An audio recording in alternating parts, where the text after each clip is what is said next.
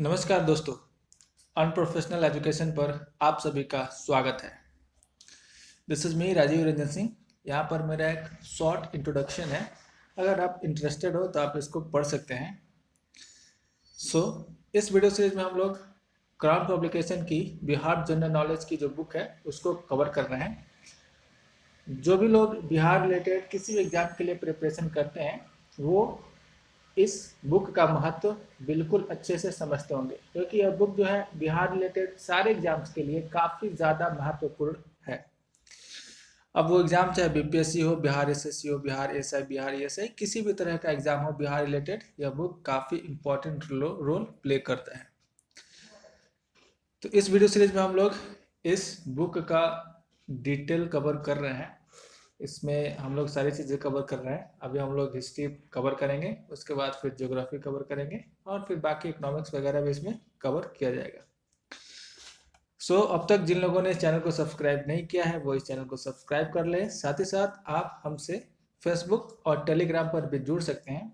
वहाँ पर आप अगर अनप्रोफेशनल एजुकेशन चैनल सर्च करेंगे तो वहाँ उसका पेज आएगा, आप उसको ज्वाइन कर लें। साथ ही साथ अनप्रोफेशनल पर भी आप जा करके ये जो टेलीग्राम में, यहाँ पर भी जा करके आप हमसे जुड़ सकते हैं। वहाँ पर आपको डेली अपडेट्स और साथ ही साथ जो लेक्चर्स के पीडीएफ है वो सारी चीज़ें वहाँ पर आपको प्रोवाइड कराई जाती हैं। चलिए आज के इस लेक्चर की शुरुआत करते हैं। तो दोस्तों, अब तक हम लोगों ने इस वीडियो सीरीज में एंशियंट हिस्ट्री ऑफ बिहार को कवर कर लिया है, यानी कि हमने एंशियंट पूरी तरीके से कंप्लीट कर लिया है। और आज के इस लेक्चर से हम लोग मेडाइवल की शुरुआत करने वाले हैं। तो चलिए हम लोग देखते हैं कि क्या क्या चीज़ें मेडाइवल हिस्ट्री ऑफ बिहार में हमको पढ़नी है।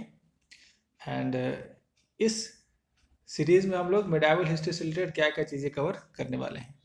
सबसे पहले कंटेंट की बात करते हैं और देखते हैं कि क्या क्या चीज़ें पढ़नी है। सबसे पहले हम लोग इसमें सोर्सेज के बारे में पढ़ेंगे, यानी कि मेडाइवल हिस्ट्री के जो भी इंफॉर्मेशंस हमें पढ़ने को मिलते हैं उनके सोर्सेज क्या है। तो हम लोग सबसे पहले इसमें सोर्सेज की बात करेंगे और आज का पूरा का पूरा लेक्चर जो है इसमें सिर्फ सोर्सेज की ही बात की जाएगी। तो पहले तो हम लोग सोर्सेज को देखना है। उसके बाद जो मेडाइवल से ठीक पहले का, यानी कि गुप्ता एम्पायर के बाद बिहार के अलग अलग जगहों पर जो डायनेस्टीज इमर्ज की उनके बारे में हम लोग पढ़ेंगे। जैसे कि पाल डायनेस्टी है, इसको पढ़ना है। उसके अलावा सेना डायनेस्टी जो बंगाल और बिहार के बीच का जो रीजन है वहाँ पर था। उसके अलावा मिथिला में जो कर्नाट्स हैं इनके बारे में। तो ये कुछ डायनेस्टीज थी जो मेडाइवल के ठीक पहले गुप्ता एम्पायर के बाद बिहार में इमर्ज हुई। तो हम लोग इसके बारे में भी जानकारी लेंगे। उसके बाद हम लोग देखेंगे कि बिहार में मुस्लिम्स इन्वेजन कब होता है, बिहार में जो टर्किस है, जो तुर्क है, उनका इन्वेजन कब होता है। फिर उसके बाद हम लोग अफगान्स के बारे में पढ़ेंगे कि बिहार में जब अफगान का राइज होता है, यानी कि जो नुहानीज है, उसके अलावा जो सूर डायनेस्टी है, इनके बारे में हम लोग पढ़ेंगे, नुहानीज और सूर डायनेस्टीज। दोस्तों, एंशियंट हिस्ट्री जो है बिहार की वो काफ़ी ग्लोरीफाइंग है, यानी कि एंशियंट हिस्ट्री बिहार का काफ़ी ज़्यादा महत्वपूर्ण है, क्योंकि एंशियंट टाइम में बिहार जो था वो पूरी के पूरी जो रूल है पूरे इंडिया में उसका सेंटर बना हुआ था। अब चाहे आप मौर्यन एम्पायर के समय की बात कर लें तो उस वक्त बिहार जो था, पाटलिपुत्र, ये सेंटर हुआ करता था। साथ ही साथ मौर्य एम्पायर के बाद कुछ समय के लिए चीज़ें इधर उधर हुई, लेकिन जैसे ही गुप्ता एम्पायर का रूल आता है तो वापस से वो जो ग्लोरिफिकेशन है बिहार का वापस से आ जाता है और बिहार एक बार फिर सेंटर के तौर पे पूरे कंट्री में उभर करके आता है। तो एंशिएंट हिस्ट्री ऑफ बिहार काफ़ी ज़्यादा महत्वपूर्ण है, काफ़ी ज़्यादा ग्लोरीफाइंग है। बट जैसे हम मेडाइवल में इंटर करते हैं तो कहीं ना कहीं वो जो ग्लोरिफिकेशन है बिहार का वो लॉस्ट हो जाता है, यानी कि बिहार जो है महज एक बैटल फील्ड बन के रह जाएगा। बिहार जो है वो महज एक बैटल फील्ड बन के रह जाएगा। बंगाल रूलर्स, जिसको कि लखनौतीस भी बोलते हैं, लखनौतीस, और जो दिल्ली सल्तनत है, दिल्ली सल्तनत, इनके बीच का बस एक बैटल फील्ड के तौर पे ये बिहार बनकर रह जाएगा। यानी कि मेडाइवल हिस्ट्री ऑफ बिहार जो है काफ़ी ज़्यादा अच्छा नहीं रहा है। बिहार के चर्चे आपको उतने ज़्यादा नहीं मिलेंगे मेडाइवल में, क्योंकि जो सेंटर था वो एक तरफ आपका दिल्ली बना हुआ था और दूसरी तरफ आपका बंगाल में बना हुआ था। मिडाइवल में सिर्फ एक ही समय ऐसा है जब बिहार वापस अपना जो खोया हुआ ग्लोरी है उसको वापस ले पाता है, वो है जब सूर्य डायनेस्टी आता है तब। सूर्य डायनेस्टी के समय में, यानी कि जब शेर शाह दिल्ली का जो रूल है उसको अपने हाथ में लेते हैं, तब जाकर के बिहार एक बार फिर थोड़े समय के लिए ही काफ़ी ज़्यादा इम्पोर्टेंट रोल उसका मिलता है पूरे कंट्री के हिस्ट्री में।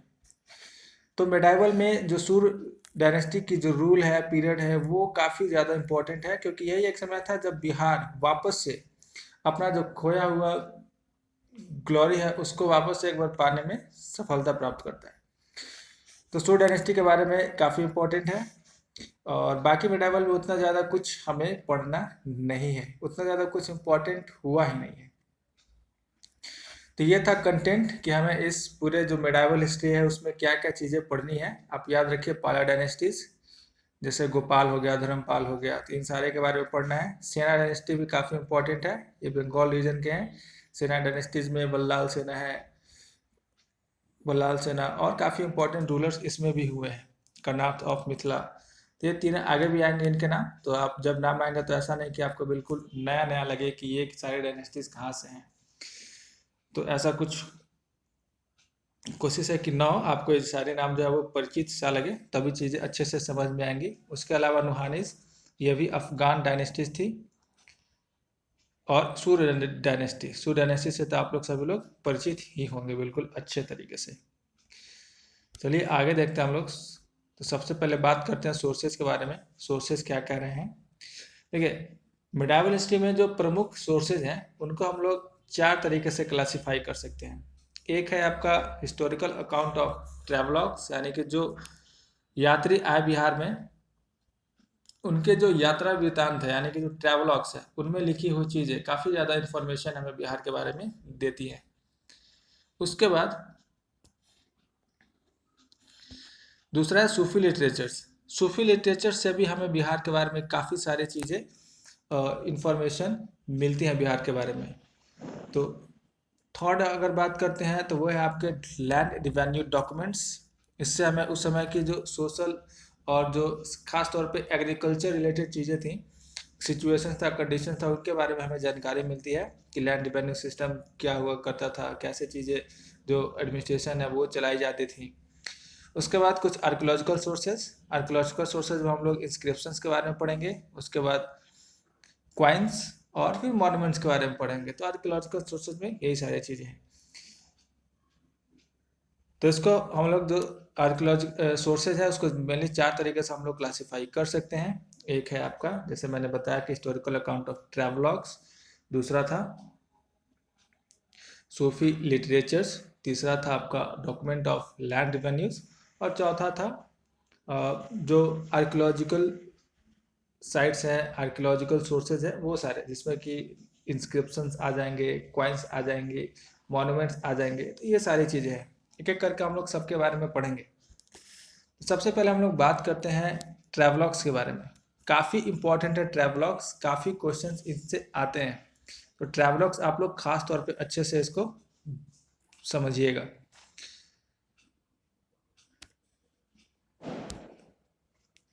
ट्रैवलॉग्स में सबसे इम्पॉर्टेंट जो सबसे पहला है वो है तबाकत नशीरी। याद रखिए, तबाकत नशीरी काफ़ी इम्पॉर्टेंट बुक है ये, जो कि मिन्हास के द्वारा लिखा हुआ है। मिन्हास के द्वारा ये लिखा गया था। तबाकत नशीरी काफ़ी इम्पोर्टेंट है। क्वेश्चंस ये तबाकत नशीरी को लेकर के ही पहले भी आया हुआ है, तो ये काफ़ी इम्पोर्टेंट है। दोस्तों, अभी हम लोग जो बुक्स लिखे हुए हैं उसको बस एक एक करके पढ़ लेंगे कि क्या बुक्स है और उनके राइटर्स के नाम हैं। उनके बारे में स्पेसिफिक तौर पे कि वो क्यों इम्पोर्टेंट है वो हम लोग लास्ट में कवर करेंगे। सारे के जो भी इम्पोर्टेंट हैं उनको हम लोग एक साथ कवर करेंगे। फिलहाल हम लोग बस देखते हैं कि क्या बुक्स हैं और वो उनके राइटर्स कौन कौन से हैं। तो पहला था तबाकत नशीरी, जिनके राइटर हैं आपके मिन्हास। दूसरा है तारीख़ फ़िरोज़ शाही, यानी कि फ़िरोज़ शाह तुगलक के बारे में लिखा गया है। तो तारीख़ फ़िरोज़ शाही उस समय का है जिसको ज़ियाउद्दीन बर्रानी ने लिखा है, ज़ियाउद्दीन बर्रानी। तीसरा है मुल्ला तकिया। इस बुक में हमें टर्किश इन्वेजन के बारे में और साथ ही साथ जो कर्नाट ऑफ मिथिला और जो सल्तनत दिल्ली सल्तनत है उनके बीच में रिलेशंस कैसे थे उनके बारे में हमें जानकारी मिलती है। इसके राइटर के बारे में ना तो बुक में लिखा हुआ है, ना ही मुझे इंटरनेट पे कोई जानकारी इसके बारे में मिल पाई है। तो मुल्ला तकिया है। उसके अलावा बैसफिन उल उन्स, ये बैसटिन नहीं है, बैसफिन होना चाहिए, बैसफिन उल उन्स। इसके जो राइटर है वो है इख्तसा दलवे, इख्तसा दलवे। ये उतना ज़्यादा इम्पोर्टेंट नहीं है, बट ये पहले जो 2-3 है ये काफ़ी ज़्यादा इम्पोर्टेंट है। कुछ बायोग्राफीज है जैसे कि अकबरनामा रिटन बाय अबुल फजल, इसमें हमें काफ़ी सारी जानकारी मिलती है। उसके अलावा आलमगीरनामा रिटन बाय मिर्ज़ा मोहम्मद कासिम, मिर्ज़ा मोहम्मद कासिम के द्वारा लिखा गया है। उसके अलावा तुजुक बाबरी, ये ऑटोबायोग्राफी है, यानी कि खुद बाबर ने इसको लिखा है। और तुजुक जहांगीर, ये भी ऑटोबायोग्राफी है जो कि जहांगीर के द्वारा लिखी गई है। तो ये कुछ बायोग्राफीज है जिसमें भी हमें मुगल काल के बारे में काफ़ी सारी जानकारी देखने को मिल जाती है। तो ये कुछ ट्रैवलॉग्स हैं, कुछ बायोग्राफीज हैं। इम्पॉर्टेंट है आपका ये तबख्ते नसीरी, काफ़ी इम्पॉर्टेंट है, याद रखना बहुत ज़रूरी है। तारीख़ फिरोज़ शाही, उसके अलावा आप अकबरनामा के जो राइटर्स हैं, अब आलमगीरनामा के जो राइटर्स हैं, ये इम्पॉर्टेंट है, ये आपको याद होना चाहिए। अगर आप बिहार के एग्जाम्स के लिए प्रिपरेशन करते हैं तो आपको ये याद रखना बेहद ज़रूरी है। चलिए आगे देखते हैं हम लोग। बात करते हैं सूफी लिटरेचर्स का। तो सूफी लिटरेचर्स में पर्टिकुलर राइटर्स और बुक के बारे में नहीं लिखा हुआ है। सूफी लिटरेचर्स में पर्टिकुलर अलग अलग कैटेगराइज किया हुआ है कि इस तरीके के जो बुक्स है या फिर जानकारी जिसमें मिलती है उनको क्या कहते हैं। जैसे सूफी लिटरेचर्स में 3 तरह के लिटरेचर्स हैं। एक है ताज़किरा, पहला।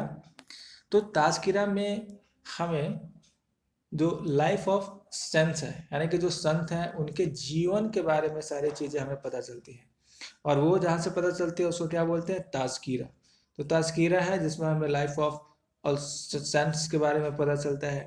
दूसरा सूफी लिटरेचर का जो टाइप है वो है मुल्कुज़त, जिसमें हमें संस के बीच के जो डायलॉग्स हैं उसकी जानकारी मिलती है, यानी कि उसको लिखा हुआ है। संतों के बीच में जो वार्तालाप होती है, जो डायलॉग्स होते हैं, उसको उसमें लिखा हुआ है। और वैसे बुक्स को क्या बोला जाता है, वैसे सूफी लिटरेचर्स को मुल्कुज़त बोलते हैं।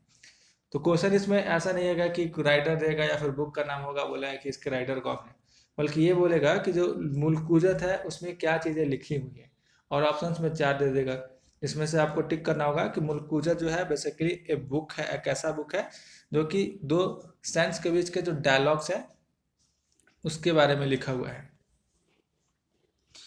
उसके अलावा तीसरा है मुल्कुबत, जिसमें जो सेंस के राइटिंग्स है, एक्चुअल राइटिंग्स, वो लिखे हुए हैं।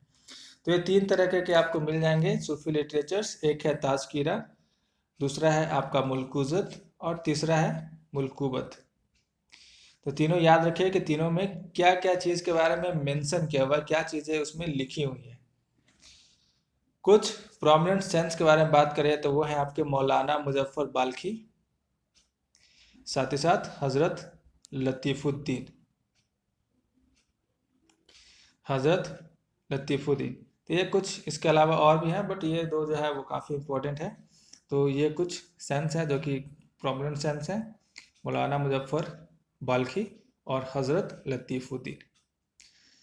नेक्स्ट बात करते हैं लैंड रेवेन्यू डॉक्यूमेंट्स के। तो लैंड रेवेन्यू डॉक्यूमेंट्स में जो इम्पोर्टेंट है वो है आपका दस्तूर उल अमल, दस्तूर उल अमल, जिसमें कि जो डिपार्टमेंट्स का ऑर्गेनाइजेशन और साथ ही साथ चीज़ें कैसे वहाँ पर एडमिनिस्ट्रेट की जाती थी, टैक्सेस के बारे में, इन सारी चीज़ों के बारे में हमें इसमें जानकारी मिलती है। तो काफ़ी इम्पोर्टेंट है दस्तूर उल अमल, क्योंकि सीधा सीधा क्वेश्चन देगा कि निम्नलिखित में से कौन, यानी कि which of the following is a book on the land revenue.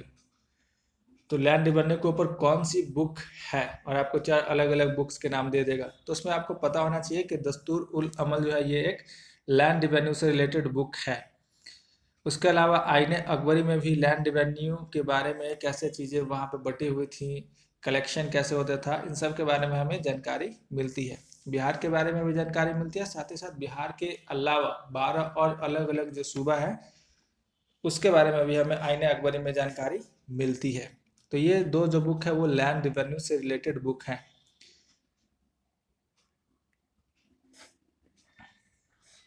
Next है आपका आर्कियोलॉजिकल सोर्सेज। तो आर्कियोलॉजिकल सोर्सेज में सबसे पहले बात करते हैं इंस्क्रिप्शंस की।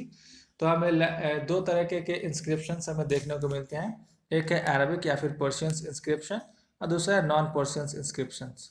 तो अरबिक और पर्शियन इंस्क्रिप्शन जो है वो ज़्यादातर हमें मॉस्क, टॉम्स या फिर इमामबाड़ा की जो दीवार होती हैं, दीवारें हैं, उनके ऊपर लिखी हुई मिली है। नॉन पर्शियन की बात करें तो नॉन पर्शियन मेनली हमें वैसे किंगडम्स के बारे में जानकारी देता है जो कि पाला डायनेस्टीज के ख़त्म होने के बाद, यानी कि उसके डिक्लाइन करने के बाद जो छोटे छोटे किंगडम्स बने उनके बारे में हमें काफ़ी ज़्यादा जानकारी मिलती है नॉन पर्शियन इंस्क्रिप्शन से। तो इंस्क्रिप्शंस दो तरीके के हैं, एक अरबिक पर्शियन और दूसरा है जो नॉन पर्शियंस। इसके बारे में भी हम लोग डिटेल में देखेंगे कि क्या क्या इंस्क्रिप्शंस इंपॉर्टेंट वाले हैं, क्या क्या जो बुक्स है वो इम्पोर्टेंट वाले हैं। तो वो सारी चीज़ हम लोग लास्ट में कवर करेंगे एक साथ। जो भी इम्पोर्टेंट है उसके बारे में थोड़ा सा पर्टिकुलर टाइप पे डिटेल में उसके बारे में थोड़ी सी जानकारी हम लोग लेंगे। नेक्स्ट बात करते हैं हम लोग कॉइन्स के बारे में। तो कॉइन्स के बारे में जानकारी हमें मिन्हास अस-सिराज और साथ ही साथ फरिश्ता ये मेंशन, मतलब इन्होंने मेंशन किया हुआ है कि बिहार में कॉइन्स कहाँ पर बनते थे, और कॉइन्स के बारे में जिक्र हमें इनके बुक्स या फिर इनके जो राइटिंग्स है उसमें मिलती है। साथ ही साथ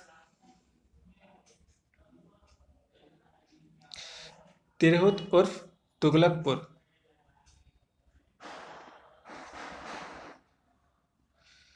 तिरहुत उर्फ तुगलकपुर, यहाँ से हमें काफ़ी सारी जानकारी मिलती है मिंटिंग के बारे में।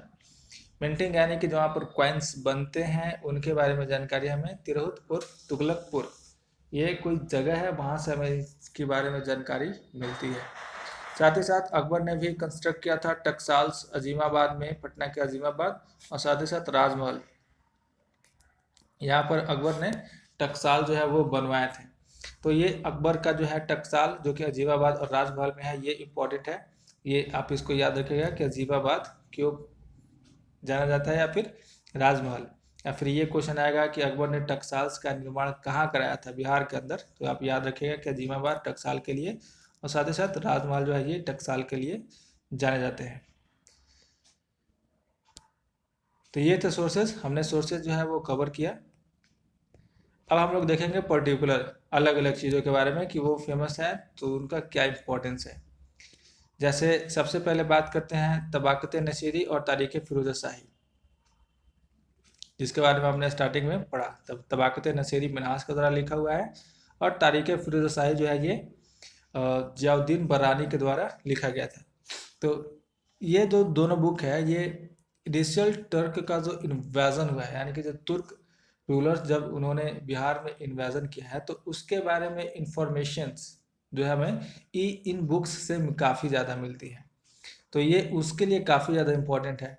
बात करते हैं अगर मिन्हास की, जो कि तबाकत नसीरी के राइटर हैं, ये बख्तियार खिलजी जब बिहार में आया तो ये उसके साथ ही आए थे, और नसीरी ने मिन्हास ने पूरा का पूरा जो इवेंट हुआ, जैसे बख्तियार खिलजी अटैक करता है, जो मॉन्यूमेंट्स है उसको डिस्ट्रॉय करता है, नालंदा को जो है उसने काफ़ी डिस्ट्रॉय किया था, तो उन सब के बारे में एक डिटेल अकाउंट हमें इसके बुक में मिलता है। इसने मिन्हास ने सारी उस इवेंट को बिल्कुल अच्छे तरीके से उसमें कवर किया हुआ अपने बुक में। तो मिन्हास की जो बुक है इसी वजह से काफ़ी इम्पोर्टेंट हो जाती है। और साथ ही साथ आपको ये भी ध्यान रखना है कि मिन्हास जो है किसके चीज़ों को, मतलब बख्तियार खिलजी को लेकर के उसने लिखा था, उसने सारी जो इवेंट है उसको कवर किया था।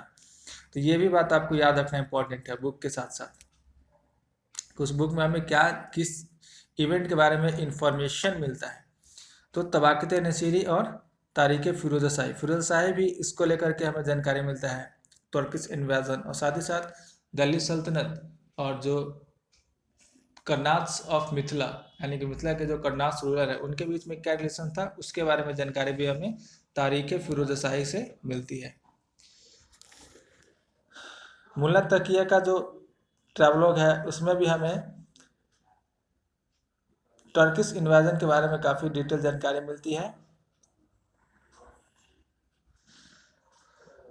और साथ ही साथ रिलेशंस बिटवीन द दिल्ली सल्तनत और कर्नाट ऑफ मिथिला, इनके बारे में भी हमें जानकारी मिलती है जो मुल्ला तकिया है उनके बुक में। बात करते हैं बैसफिन उल उन्स के बारे में। बैसफिन उल उन्स, इसमें हमें फिरोज शाह तुगलक का जो अटैक हुआ था बिहार के ऊपर, फिरोज शाह तुगलक ने जब बिहार के ऊपर अटैक किया तो उसके बारे में जो भी जानकारी है हमें बैसफिन उल उन्स के जो बुक है उसमें मिल जाती है। बात करते हैं तुजुके जहांगीर। तो तुजुके जहांगीर में हमें जब मुगल जो है वो झारखंड के ऊपर जो अटैक करते हैं, उनका जो झारखंड के ऊपर आक्रमण होता है, तो उसके बारे में काफ़ी अच्छी जानकारी हमें तुजुके जहांगीर की जो बुक है उसमें मिल जाती है। तो तुजुके जहांगीर की जो बुक है उसमें हमें झारखंड में जो अटैक हुआ है उसकी जानकारी मिलती है। चलिए आगे देखते हैं। तो एक तरफ जहाँ तुजुके जहांगीर में हमें झारखंड के बारे में इंफॉर्मेशन मिलता है, झारखंड पे जो अटैक हुआ, जैसे जहांगीर जैसे झारखंड, तो झारखंड से रिलेटेड जो इंफॉर्मेशन हमें मिलती है। वहीं तुजुके जो बाबरी है, तुजुके बाबरी में नुहानीज का किस तरीके से फॉल हुआ इसके बारे में जानकारी मिलता है और साथ ही साथ रेवेन्यू सिस्टम ऑफ बिहार उस समय क्या बनाया गया था उसके बारे में जानकारी मिलती है। देखिए नुहानीज जो है वो कंटेम्प्रेरीज थे बाबर के, आप याद रखिए, इसीलिए हमें नुहानीज के बारे में जानकारी मिलती है तुजुके बाबरी में।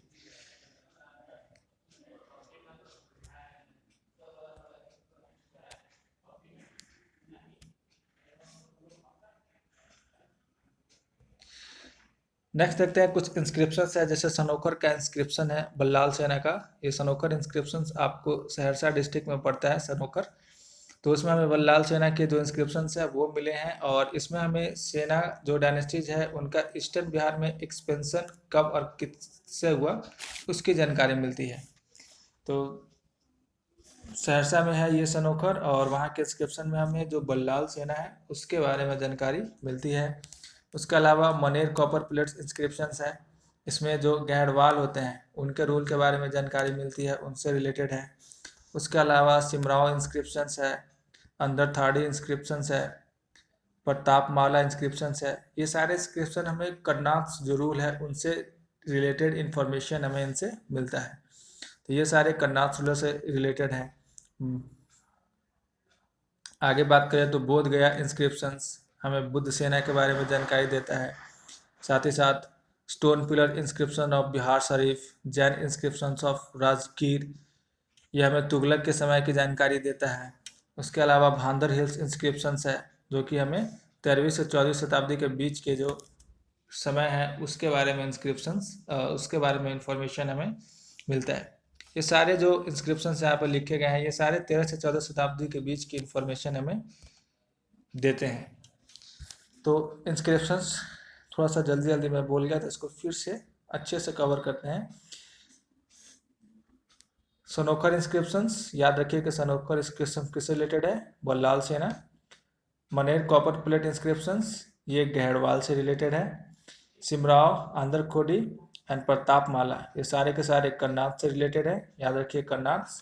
और बोध गया, ये सारे जो भी इंस्क्रिप्शन है इससे हमें 13वीं से 14वीं शताब्दी के बीच के इन्फॉर्मेशन मिलते हैं। तो ये तो एक जनरल स्टेटमेंट है, इससे क्वेश्चन आने के चांसेस मुझे नहीं लगता कि होंगे, बट ये जो तीर है ये इंपॉर्टेंट है क्योंकि ये पर्टिकुलर तौर पे बतलाते हैं कि सनोखर जो है वो बल्लाल सेना से रिलेटेड है, मनेर कॉपर प्लेट है वो गहड़वाल से रिलेटेड है, और सिमराव इंस्क्रिप्शन जो है वो सिमराव इंस्क्रिप्शन या फिर आंध्र थोड़ी और प्रतापमाला इंस्क्रिप्शन ये जो है वो कर्नाट से रिलेटेड है। ये पर्टिकुलर हो जाता है इसलिए ये ज़्यादा चांसेस है कि क्वेश्चन इससे आ सकते हैं, बट ये तो एक जनरल स्टेटमेंट है, इससे क्वेश्चन बनने के चांसेस काफ़ी कम है। साथ ही साथ इम्पोर्टेंट क्या है, इम्पोर्टेंट में आपका तुजुके बाबरी आप याद रखिए कि नुहानीस के बारे में इंफॉर्मेशन देता है, और तुजुके जहांगीर हमें झारखंड पे जो मुगल्स का अटैक होता है उसके बारे में जानकारी देता है तुजुके जहांगीर। तो ये कुछ इंपॉर्टेंट पॉइंट है जो आपको याद रखने हैं, बिल्कुल इनसे क्वेश्चंस बनते हैं। तबाकत नसीरी से क्वेश्चन बन सकता है, तुजुके जहांगीर झारखंड से रिलेटेड है इससे क्वेश्चन बन सकता है, तुजुके बाबरी नुहानी से रिलेटेड है उससे क्वेश्चन बन सकता है।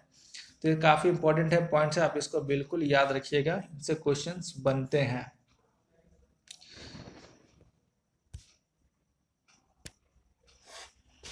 अक्सर क्या होता है कि काफ़ी सारे स्टूडेंट जो है वो सोर्सेज को ऐसे स्किप कर देते हैं। उनको लगता है कि सोर्सेज पढ़ना उतना इम्पोर्टेंट नहीं है, जो मेन इवेंट हुआ उसको पढ़ते हैं, बट ऐसा बिल्कुल नहीं करना चाहिए। सोर्सेज काफ़ी इंपॉर्टेंट है, सोर्सेज से अक्सर क्वेश्चन पूछे जाते हैं। तो आज तो ये पूरा का पूरा सोर्सेज हमने कवर कर लिया। हमने काफ़ी सारी चीज़ें इसमें कवर की। हिस्टोरिकल अकाउंट, ट्रैवलॉग्स, बुक्स पढ़े हमने, सूफी लिटरेचर्स के बारे में पढ़ा, documents related to land revenue, archaeological sources, inscriptions पढ़ा हमने। तो काफ़ी सारी चीज़ें हमने इसमें आज कवर कर ली। अब कुछ इम्पोर्टेंट बातें कर लिया जाए आप लोगों से। जैसा कि ये जो वीडियो है वो काफ़ी समय के बाद आज अपलोड हुआ है। बीच में अभी दिवाली था, अभी छठ चल रहा है, तो काफ़ी समय लग गया। समय उतना मिला नहीं मुझे कि मैं वीडियोस अपलोड कर पाऊँ, बट मैं आगे कोशिश करूँगा कि वीडियो जो है वो रेगुलर तौर पर अपलोड होते रहे। ज़्यादा से ज़्यादा एक दिन का गैप हो, उससे ज़्यादा गैप ना हो।